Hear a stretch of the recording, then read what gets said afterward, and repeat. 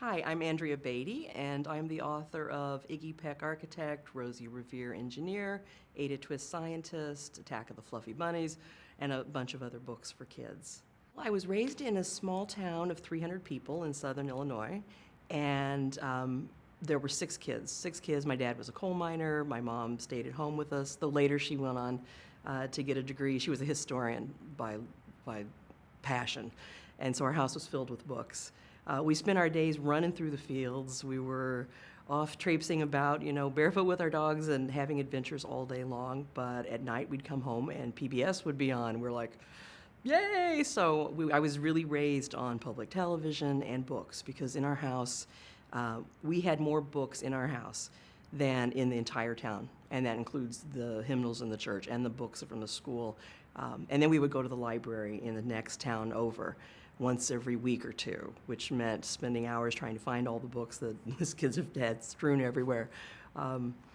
And books were a really big part of my childhood because I always saw my mom reading so much. And my dad read the Bible and he read newspapers and things, but mom was really consumed with curiosity, and she was always pulled into a book. And that example, showed how important it was.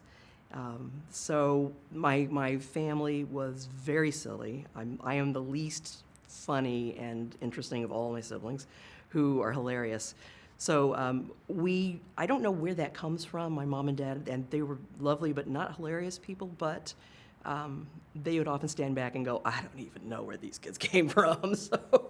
But here we have them. Our sport would be to make each other laugh so hard that we'd sort of fall down and beg for mercy. And I was usually the one on the ground going, stop, stop. So sort of like Uncle Fred in Rosie Revere, who, falls over because he gets to laughing too hard.